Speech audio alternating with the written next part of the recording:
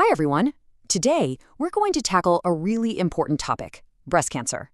Our goal here is to build a super clear visual map of what's happening biologically, from the very first abnormal cell all the way to the signs we can actually look for. So let's get started. So, to really get a handle on this, we have to start with the most basic question, right? What is actually going on inside the body? In this explainer, we're going to take a journey, starting deep inside the breast tissue at the cellular level, and see exactly how that journey creates the changes we can see and feel on the outside. Okay, so before we can really understand what goes wrong, we first have to get a picture of what right looks like. It just makes sense. So let's start our journey inside a healthy breast to get our baseline. At its core, a healthy breast is this incredibly complex, but also beautifully organized network. It's designed mainly for milk production, and you can think of it as this whole system of glands and tubes and supportive tissues where every single part has a job and they're all working together perfectly. So, who are the main players here? Well, first you've got the lobules. Those are the little glands that actually make milk. Then you have the ducts, which are basically tiny pipelines that carry the milk to the nipple. The rest of the space is mostly filled up with fatty tissue, which is what gives the breast its size and shape. And the whole thing is held up by supportive tissues called ligaments. All right, now that we have our map of a healthy breast, we can zoom in on the exact spot where the story takes a turn. Let's focus on the origin point for the vast majority of breast cancers. And wow, the difference is it's night and day, isn't it? On the left, you see healthy cells. They're lining that milk duct in a nice, neat, orderly row, staying within their boundaries. But then you look to the right, and something has clearly gone wrong. The cells are just chaotic, they're piling up on each other, growing without any control, and this is the key, they're no longer staying where they're supposed to. This right here, this is where it all starts. And get this isn't some rare thing. This exact spot, the inner lining of these milk ducts, is the starting line for over 80%. 80% of all breast cancers.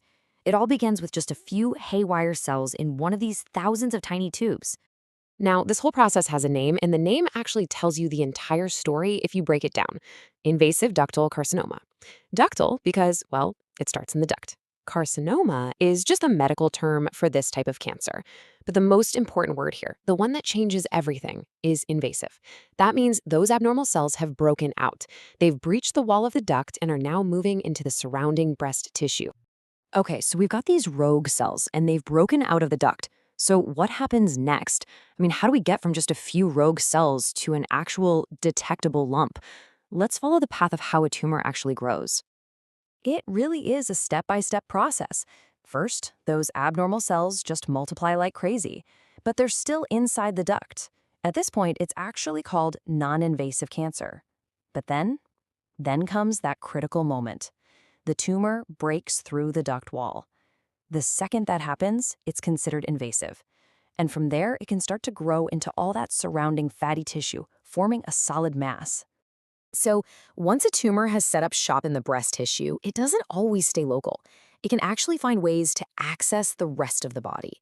And this next part is so important for understanding how a problem that starts in one place can spread and become a much bigger issue. To get how cancer spreads, you've got to understand the body's own internal highway system, the lymphatic system. This is a massive network of tiny vessels that runs all throughout your body. Its day job is to act like a drainage system, clearing out waste and fluid. But the problem is, cancer cells can hijack these highways to travel to totally new places. So here's the playbook for how it happens. A few cancer cells break off from the main tumor. They manage to get into one of those nearby lymph vessels. From there, they're on the highway. They travel along that vessel until they hit a lymph node, which is kind of like a major transportation hub. Very often, it's the ones right under the arm. And once cancer cells are in the lymph nodes, they've basically gotten all access pass to the rest of the network and can potentially travel to distant organs. All right, we've gone super deep, from a single cell all the way to how it travels through the body. Now, let's pull all the way back out and connect what's happening inside to what someone might actually see or feel on the outside. How does all this biology actually show up? You see, every single one of these potential signs, it's not random. It's a direct clue to what's going on underneath. When that tumor grows into a solid mass in the tissue, it can often be felt as a lump. If that tumor starts pulling on those supportive ligaments we talked about earlier, it can cause the skin to pucker or dimple. If it happens to be growing right behind the nipple, it can pull it inward. And if cancer cells start to clog up those lymphatic vessels, fluid can't drain properly, and that leads to swelling. Every sign is telling a piece of the internal story. I know, seeing this whole biological process laid out from start to finish, it can feel pretty intimidating, maybe even a little scary. It's a complex and formidable thing. So that leads to the big question. What is our single most powerful tool in the face of all this? The answer, honestly, it's two simple but powerful words: early detection. The whole reason we walked through this entire journey from that one disorganized cell to its potential to spread is because it shows exactly why finding it early is so unbelievably critical. The goal is to catch this process before it breaks through the duct and before it ever gets a chance to get on that lymphatic highway. Knowing what's happening on the inside gives us the power to pay attention to the signs on the outside, and that truly can make all the difference in the world.